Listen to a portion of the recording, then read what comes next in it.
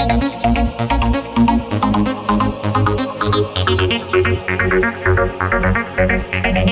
everyone, myself Shubhra and I welcome you all to our channel YT Prep Up. So in the last class, we saw what is logical sequence of words and how to arrange them.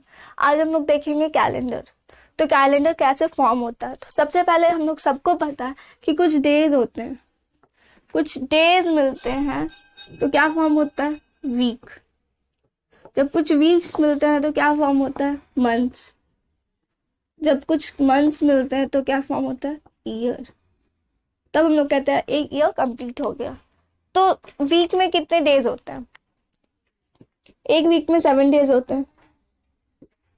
कितने months मिलते हैं तो year form होता है. तो 12 months मिलते हैं तो एक ईयर बनता है. और एक ईयर में टोटल कितने डेज होते हैं, 365 days total number of days होता है.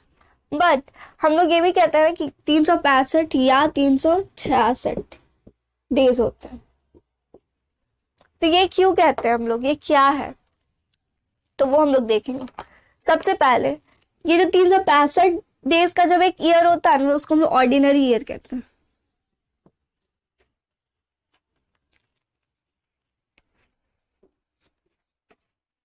ईयर दो टाइप का होता है एक्चुअली. पहला ऑर्डिनरी एंड दूसरा लीप. ये लीप ईयर और ये ऑर्डिनरी ईयर. जब एक ये 365 दिन का कंप्लीट होता है तो वो एक ऑर्डिनरी ईयर होता है. और जिस ईयर में 366 डेज होते हैं वो होता है लीप ईयर. तो ये क्यों होता है और ये कैसे होता है. हम लोग को पता है कि हमारी जो अर्थ है वो सन के चारों ओर रिवॉल्व करती है, राइट. तो जब ये रिवॉल्यूशन कंप्लीट होता है, एक रिवॉल्यूशन, तो कितना टाइम लगता है इस अर्थ को, तो इट टेक्स, एक रिवॉल्यूशन कंप्लीट करने में इसको टाइम लगता है 365 डेज प्लस 6 आवर्स. सिर्फ 365 दिन में कंप्लीट नहीं हो जाता, इसको टाइम लगता है 365 दिन 6 घंटा. तो ये जो 6 घंटा है ना, यही 6 घंटा ऐड हो करके 4 साल में 24 आवर्स कंप्लीट करता है. यानी कि एक दिन में कितना 24 आवर्स होता है, राइट. यानी कि जब ये 24 आवर्स कंप्लीट किया, दैट मीन्स एक दिन फॉर्म हुआ. और यही एक दिन 365 में ऐड हो करके 366 बनाता है. और यही हम लोग कहते हैं, इसी 366वें दिन वाले साल को हम लोग कहते हैं लीप ईयर. क्लियर है सबको. और यही जो एक एक्स्ट्रा दिन है ये हम लोग ऐड करते हैं फेब्रुअरी में. तब उस मंथ में ये 29 डेज फॉर्म करता है. रेगुलर में 28 डेज होते हैं फेब्रुअरी में, सबको पता है. बट जब ये एक दिन ऐड हो जाता है तो ये 29 डेज होता है. और लीप ईयर इसीलिए हर 4 साल में एक बार आता है, क्योंकि ये 6 घंटा 4 साल में एक बार कंप्लीट होता है. क्लियर है सबको. बहुत ही जेन्युइन बात था, बहुत बेसिक था. तो यहाँ पे सबको क्लियर हुआ कि लीप ईयर होता क्या और कैसे आता. क्लियर. तो जब ये 24 घंटा कंप्लीट हो गया, एक दिन बन गया और वो ऐड हो गया 366 डेज में, तो ये बन गया लीप ईयर. और एक बात, जो 365 दिन है, जो 365 दिन का ये जो 365 दिन का साल है, एक ईयर, इसमें वीक्स कितने होते हैं, तो 52 वीक्स होते हैं. बट हम लोग जानते हैं 7 दिन ऐड होता है तो एक वीक बनता है. तो जब 7 दिन ऐड करते हैं पूरे साल में ना, इस 365 को जब 7 से डिवाइड करेंगे तो 52 आएगा. बट एक बच जाएगा, तो जो वो एक बचता है ये ऑड डे होता है. Are you getting me what I am trying to say. कि जब कैसे हम लोग निकालेंगे एक साल में कितना वीक होता है. तो सिंपल सा बात है, 365 दिन का साल है तो उसको 7 से डिवाइड कर, क्योंकि एक वीक 7 दिन का होता है. तो जब उसको डिवाइड किया तो एग्जैक्ट 52 आया. बट एक बच गया, और जो एक बचा वही होता है हमारा ऑड डे. यानी कि इससे क्या कंक्लूजन आया कि जो ऑर्डिनरी ईयर होता है उसमें 52 वीक्स एंड 1 ऑड डे होता है. क्लियर. तो 366वें वाले में क्या होगा, जो 366 दिन का जो साल होता है उसको भी हम लोग 7 से डिवाइड देंगे, तो ये भी 52 टाइम्स में कटेगा, बट इसमें 2 ऑड डे बच जाएगा, 52 वीक्स एंड 2 ऑड डे, क्योंकि जब तक 7 दिन नहीं बनेगा तब तक एक वीक कैसे ऐड होगा, तो यहाँ दूसरा दिन, एक और दिन बच गया, तो ये 2 ऑड डे हो गया, यानी कि जो 366 दिन का जो साल होता है यानी कि लीप ईयर, उसमें भी 52 वीक्स प्लस 2 ऑड डेज होते हैं। क्लियर? तो आप नोट कर लो, ये बहुत इंपॉर्टेंट है, राइट हो जाती है। तो सबको नोट कर लिए होंगे। नाउ क्वेश्चन अराइजेस कि हम लोग ऑड डे कैसे फाइंड करेंगे, कैसे पता चलेगा हम लोग को ऑड डे है। ठीक है, तो एक क्वेश्चन लेते हैं।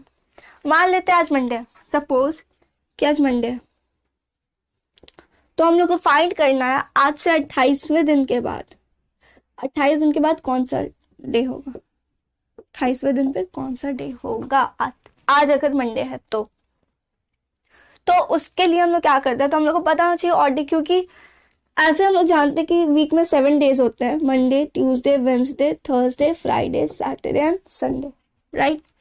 तो इसको हम लोग नंबरिंग करते हैं, पहला दिन मंडे, दूसरा ट्यूसडे, तीसरा वेंसडे, चौथा थर्सडे, पांचवा फ्राइडे, छठा सैटरडे एंड सातवां संडे।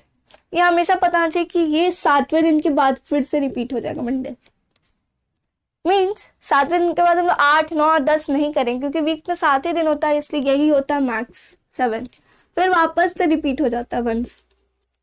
ठीक है, तो अगर आज अगर मंडे है तो 28वें दिन कौन सा डे होगा अगर हम लोग को चाहिए, तो हम लोग 7 डेज होते हैं एक वीक में, तो डिवाइड करेंगे 7 से, 4 टाइम्स में पूरा कट गया, यानी कि जब पूरा कट गया लिविंग रिमाइंडर 0, जब रिमाइंडर नहीं होगा, कुछ 0 आ गया, तो जो डे था, मीन्स अगर मंडे था तो उस दिन भी वापस मंडे हो जाएगा। क्लियर? जो डे है आज वही डे रह जाएगा मंडे को, मतलब 28वें दिन। मीन्स क्या है ना कि जब रिमाइंडर नहीं बचता, जो रिमाइंडर बचता है ना हम लोग डिवाइड देते हैं जब, वही होता है हमारा odd day. And what if की रिमाइंडर बचे ही ना, तो जब रिमाइंडर ना बचे, जब रिमाइंडर 0 आ जाए, तो अगर जो डे होगा उस दिन गिवन होगा क्वेश्चन में, वही डे जितने दिन बाद पूछा जाएगा उस दिन भी अगर डिवाइड किया और 0 आ गया रिमाइंडर, तो उस दिन भी वही डे बचेगा, वही डे मिलेगा हम लोग को। क्लियर है? सर आज संडे है और अगर हम लोग का रिमाइंडर 0 आके डिवाइड करके किसी दिन का पूछा गया, तो जिस दिन का डे पूछा गया उस दिन भी संडे ही होगा। क्लियर है सबको? तो ये होता है मेन, ये था how to find odd days.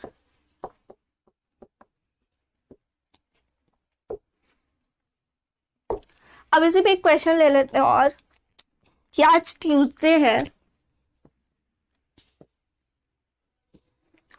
तो 22 डेज के बाद क्या होगा, तो 22 डेज को हम लोग 7 से डिवाइड करें, तो 3 टाइम्स में कितना आता है 21, एक दिन यहाँ बच रहा रिमाइंडर, तो जो एक दिन बच रहा है ना यही हमारा ऑड डे होता है, और यही वो डे होगा जो पूछा गया होगा, यानी कि पहला दिन कौन सा है, मंडे, यानी कि 22वें दिन कौन सा डे होगा, Monday. Did you get this? ये बहुत इजी है, बहुत अच्छा कॉन्सेप्ट है, और इससे फटाक क्वेश्चन सॉल्व एकदम तुरंत। क्लियर है सबको?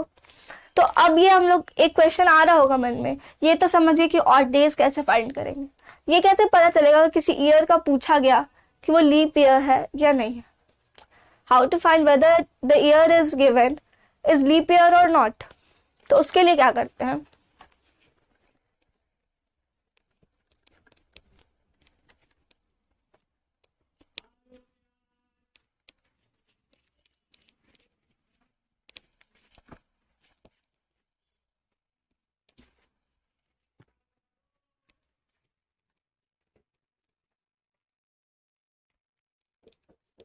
how to find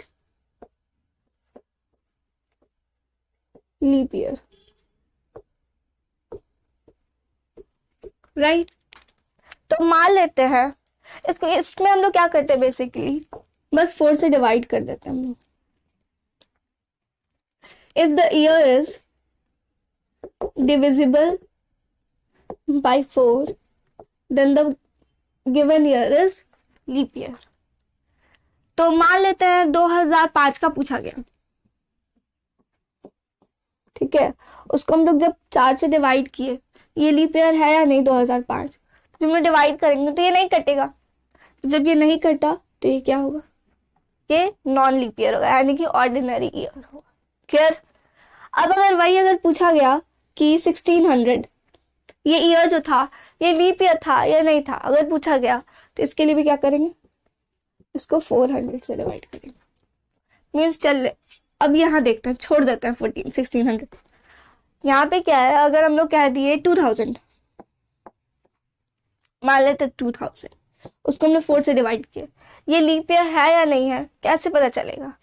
तो इसको हम लोग जब डिवाइड करेंगे तो कट गया पूरी तरह से, रिमाइंडर कुछ भी नहीं आया, यानी कि रिमाइंडर का कुछ क्वेश्चन ही नहीं है, ये कटा ही पूरा का पूरा कट गया। ये नहीं कटा था, ये डिविजिबल नहीं था 4 से, इसलिए लीप ईयर नहीं था।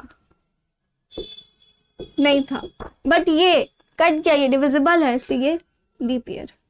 यानी कि जो हमारा 2000 था, ईयर 2000, वो एक लीप ईयर था। उसमें कितना डेज था ईयर में, 366 डेज। क्लियर सबको। अब यहाँ पे क्वेश्चन होगा कि how to find whether the century year is leap year और नॉट। सेंचुरी ईयर क्या होता है, जब भी किसी ईयर में लास्ट में 00, वो लीप ईयर सेंचुरी ईयर होगा। तो जैसे 2000 था, ये भी सेंचुरी ईयर था, तो इसको जब भी सेंचुरी ईयर होगा उसको हम लोग 400 से डिवाइड करेंगे। और अगर वो डिविजिबल होगा, if divisible, then it's leap year. ठीक है। तो यहाँ पे भी जब काटेंगे तो कट गया, यानी कि ये भी एक लीप ईयर था। 1600 जैसा कि मैंने लिया था क्वेश्चन, ये ईयर लीप ईयर था या नहीं, ये एक सेंचुरी ईयर है, इसलिए इसको भी हम 400 से डिवाइड करेंगे और ये कट गया, इसलिए ये भी एक लीप ईयर है।